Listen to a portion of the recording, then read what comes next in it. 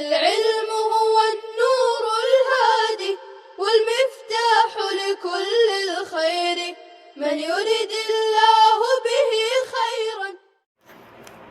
بسم اللہ الرحمن الرحیم الحمد للہ رب العالمین والصلاة والسلام علی سید المرسلین وعلی آلہ واصحابہ الطیبین الطاہرین. باب ما جاء فی ذکر خاتم رسول اللہ صلی اللہ علیہ وسلم. عزیز طلبہ، آپ صلی اللہ علیہ وسلم کے خاتم یعنی انگوٹھی کے تذکرے میں یہ باب قائم کیا جا رہا. خاتم ختمن سے آلہ ختم کو کہتے ہیں، مہر لگانے کا آلہ. اس طرح کا باب ماقبل میں بھی آیا ہے، باب ما جاء فی خاتم النبوہ، اور یہاں پر باب ما جاء فی ذکر خاتم رسول.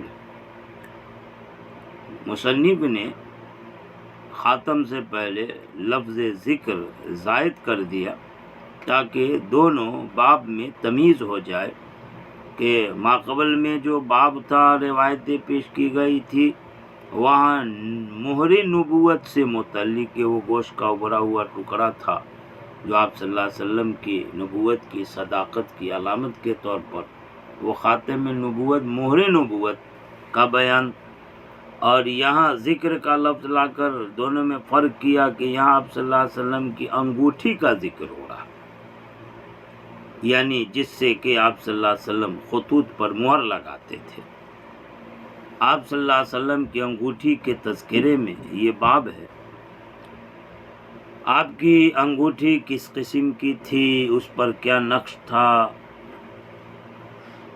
بطور مہر کے وہ انگوٹھی آپ استعمال کرتے تھے، بیت الخلاء وغیرہ لے جاتے وقت اس کو اتار لیتے تھے کیونکہ اس پر محمد الرسول اللہ کندہ تھا، نقش لکھا تھا، اس انگوٹھی کی بے حرمتی نہ ہو. آپ کی وہ نقش والی انگوٹھی آپ کے بعد حضرت ابو بکر، پھر بعد میں حضرت عمر کے پاس رہی، اور حضرت عثمان رضی اللہ تعالیٰ عنہ تیسرے خلیفہ کے زمانے میں ان سے یا ان کے غلام سے وہ انگوٹھی ایک کنویں میں گر گئی، جیسا کہ تفصیل سے آگے کلام ہونے والا ہے.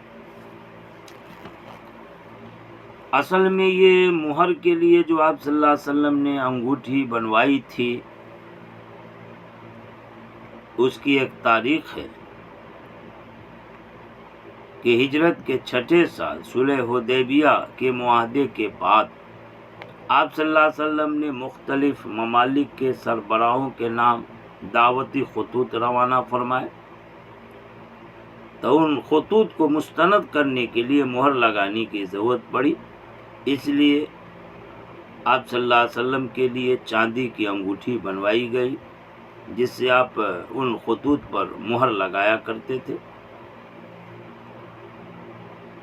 مورخین کہتے ہیں کہ آپ کے لیے اس مہر والی انگوٹھی بنانے کی سعادت ایک صحابی حضرت یعلا بن امیہ کو حاصل ہوئی. یعلا بن امیہ نامی صحابی نے مہر لگانے کی ضرورت کی وجہ سے انگوٹھی بنائی.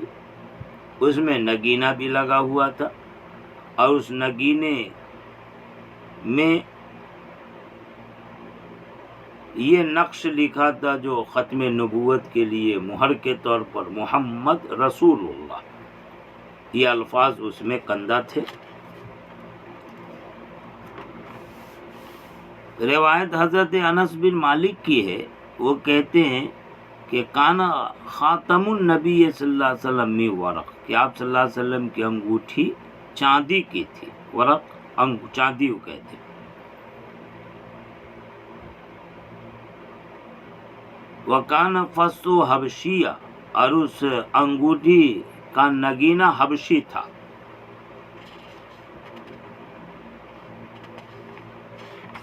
آپ صلی اللہ علیہ وسلم کی انگوٹھی چاندی کی تھی. کانا خاتم النبی صلی اللہ علیہ وسلم من ورق وکانا فص حبشیہ. حبشی نگینہ ہونے کا ایک مطلب یہ ہے کہ وہ حبشہ سے منگوایا گیا تھا، حبشہ سے لایا گیا تھا، اس لیے اس کی طرح نسبت کر کے اس کو حبشی کہا، یا یہ کہ وہ حبشیوں کی طرح بالکل کالے رنگ کا تھا۔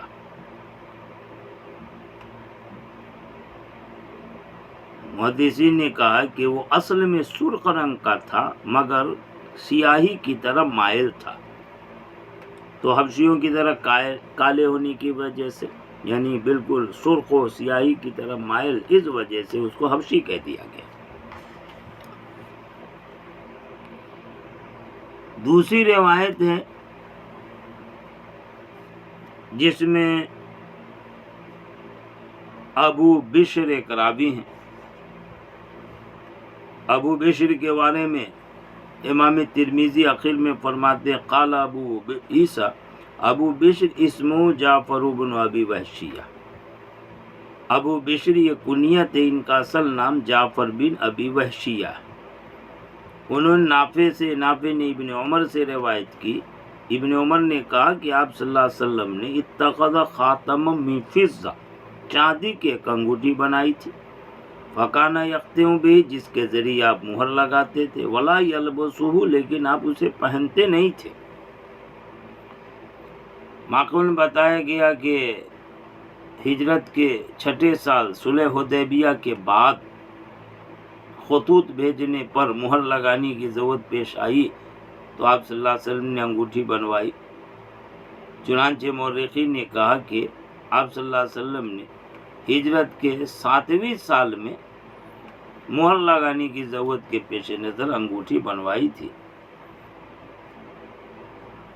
اس سے آپ مہر لگانے کا کام لیتے تھے لیکن اسے پہنتے نہیں تھے، جیسا کہ اس روایت میں آیا ولا یلبسہ، مگر دوسری روایتوں سے پہننا بھی ثابت ہے۔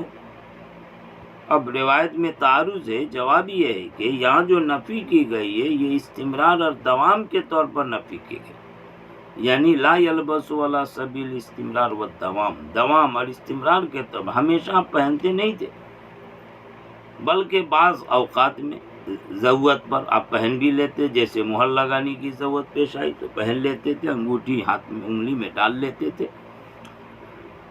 لہذا جہاں پہننے کا ثبوت ہے وہ بعض اوقات میں مہر لگانے کی ضرورت کے پیش نظر، اور یہاں جو پہننے کی نفی ہے وہ دوام اور استمرار کے اعتبار سے، لہذا دونوں روایتوں میں کسی طرح کا کوئی تعارض نہیں ہوگا۔ آگے کی روایت ہے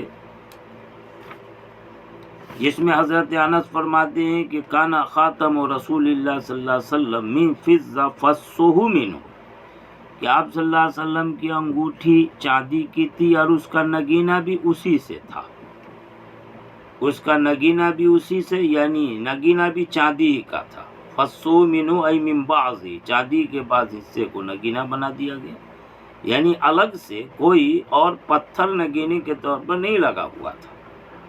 اب ماقبل میں تو آیا کہ نگینہ الگ تھا، یہاں کر نگینہ چاندی ہی کا تھا، تو روایتوں میں تطبیق اس طرح ہوگی کہ اصل میں آپ صلی اللہ علیہ وسلم کے پاس 2 انگوٹھیاں تھیں، ایک انگوٹھی میں تو حبشی نگینہ یعنی کالا پتھر تھا یا سرخ پتھر سیاہی مائل جو حبشہ سے منگایا گیا تھا یا حبشی کی طرف بالکل کالا تھا، اس انگوٹھی سے آپ مہر لگانے کا کام لیتے تھے، اور یہ انگوٹھی حضرت معیقیب کے پاس ہوتی تھی جو حضرت عثمان کے غلام تھے۔ دوسری انگوٹھی خالی چاندی کی تھی جس میں پتھر والا نگینہ نہیں تھا بلکہ نگینے کا حصہ بھی چاندی کا تھا اگڑا ہوا، جسے آپ کبھی کبھی استعمال فرماتے، ہمیشہ نہیں پہنتے تھے۔ اس حدیث میں وہی خالی چاندی والی انگوٹھی کا بیان ہے۔ واقعہ یہ ہے کہ مدینہ منورہ اور قباء کے درمیان ایک کنواں تھا جسے بئر عریس کہا جاتا ہے، وہ کنواں خراب ہو گیا تھا۔ حضرت عثمان رضی اللہ تعالیٰ عنہ اپنے دور خلافت میں اس کنویں کی مرمت کرا رہے تھے، اس کے منڈیر پر بیٹھے تھے، انگوٹھی ان کے ہاتھ میں تھی انگلی میں، اور وہاں سے انگوٹھی کنویں میں گر گئی بعض روایت میں ہے کہ حضرت عثمان سے نہیں بلکہ ان کے غلام حضرت معیقیب سے وہ انگوٹھی کنویں میں گر پڑی۔ حضرت ابوبکر حضرت عمر کے زمانے سے وہ انگوٹھی چلی آ رہی تھی، حضرت عثمان کے ہاتھ میں وہ انگوٹھی رہی اور اس طرح اس کی حفاظت رہی، مگر حضرت عثمان کے انگوٹھی سے یا حضرت معیقیب یا حضرت عثمان کی انگلی سے یا حضرت معیقیب کی انگلی سے وہ انگوٹھی نکل گئی اور کنویں میں گر گئی۔ روایت میں تعارض ہے کن کے ہاتھ سے انگوٹھی گری، ہو سکتا ہے کہ حضرت عثمان ہی کے ہاتھ میں رہی ہو یا حضرت معیقیب کے ہاتھ میں، اور منڈیر پر بیٹھے ہوئے کنویں کی مرمت کرتے ہوئے ادھر ادھر لینے دینے کی وجہ سے وہ انگوٹھی نیچے کنویں کے اندر گر گئی ہو۔ بہرحال یہ جو ہوا اللہ کی طرف سے تکوینی طور پر ہوا۔ حضرت ابوبکر حضرت عمر کے زمانے تک انگوٹھی محفوظ رہی اور حضرت عثمان رضی اللہ تعالیٰ عنہ کے زمانے میں وہ انگوٹھی کنویں میں گر گئی۔ کیوں؟ اس کی حکمت آگے بیان کی جائے گی۔ آگے حضرت انس بن مالک کی روایتیں فرماتے ہیں کہ لما اراد النبی صلی اللہ علیہ وسلم ان یکتب الی العجم، جب آپ صلی اللہ علیہ وسلم اجمیوں کو خط لکھنے کا ارادہ فرماتے، دعوتی تبلیغی خطوط، جب آپ عرب والے کے علاوہ اجمیوں کے سربراہ ممالک کی طرف خطوط بھیجنے کا ارادہ فرماتے، قیل لہو، تو آپ صلی اللہ علیہ وسلم سے کہا گیا، یعنی آپ نے دعوتی خطوط بھیجنا لکھنا چاہا تو ان سے کہا گیا کہ اجمی لوگ لا یقبلون الا کتابا علیہ خاتم، کہ قبول نہیں کرتے مگر ایسا خط جس پر کہ مہر ہو۔ اجمیوں کے ہاں طریقہ ہے کہ خط کو مستند رسوم مانتے ہیں جب اس پر خط بھیجنے والے کی مہر بھی لگی ہوئی، قبول نہیں کرتے مگر ایسے خط کو جس پر کہ مہر ہو۔ فاستنا خاتمہ، اس وجہ سے آپ صلی اللہ علیہ وسلم نے انگوٹھی بنائی۔ فکانی انظر الی بیاضی فی کفی، راوی کہتے حضرت انس بن مالک کہ وہ انگوٹھی حضور کی انگلی میں پڑی ہوتی، گویا میں دیکھ رہا ہوں اس انگوٹھی کی سفیدی کو حضور کی ہتھیلی میں، یعنی چمک رہی تھی، گویا اس انگوٹھی کی سفیدی حضور کی ہتھیلی میں آج بھی میری نظروں کے سامنے پھر رہی ہے۔ معقول بتایا گیا تھا کہ آپ صلی اللہ علیہ وسلم کا نام اس انگوٹھی پر کندہ تھا، محمد رسول اللہ نام مبارک کی انگوٹھی تھی جس سے مہر لگانے کا کام لیا جاتا، اور انگوٹھی بنانے کی سعادت حضرت یعلا بن امیہ کے حصے میں آئی تھی۔ اس سے ایک بات یہ بھی معلوم ہوئی کہ ہتھیلی میں انگوٹھی کی چمک اور سفیدی کو میں دیکھ رہا ہوں، معلوم ہوا کہ نگینہ وغیرہ ہو، انگوٹھی ہو، ضرورت کے پیش نظر پہنے، مرد کے لیے 4 آنے کے برابر چاندی کی انگوٹھی ہو تو جائز ہے، عورت کے لیے سونا چاندی دونوں جائز۔ اس کے علاوہ اور دوسری دھاتوں سے جو انگوٹھی وغیرہ بنا لیتے ہیں یہ نہ مرد کے لیے جائز ہے نہ عورت کے لیے، کیونکہ یہ اہل جہنم کا زیور ہے، لوہا وغیرہ، پیتل وغیرہ، لہٰذا اس سے اجتناب کرنا چاہیے۔ حدیث سے ایک بات معلوم ہے کہ ہتھیلی میں اس کی سفیدی اور چمک کو میں دیکھ رہا ہوں، پتہ چلا کہ ضرورت پر اگر پہن لے، ایسے بھی پہنے جتنے کے جواز کی حد ہے، لیکن مناسب یہ ہے کہ اس کو زینت کے طور پر نہ پہنے، ضرورت کے طور پر ہی پہنے، لہٰذا انگوٹھی کا نگینہ ہتھیلی کی طرف نیچے کی طرف ہو، اوپر کی طرف اٹھا ہوا نہ ہو، یہ اولا اور بہتر ہے۔ بقیہ اگر اوپر کی طرف بھی نگینہ کر کے رکھتے ہیں تو اس میں کسی طرح کوئی حرج کی بات نہیں ہے۔ دوسری روایت حضرت انس بن مالک ہی کی ہے، جس روایت میں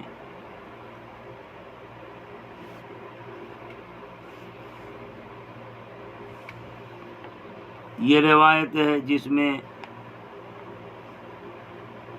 آپ صلی اللہ علیہ وسلم کے لیے انگوٹھی بنانے کی وجہ بیان کی جا رہی ہے کہ کیوں انگوٹھی بنائی اور انگوٹھی کس طرح ہوا کرتی تھی.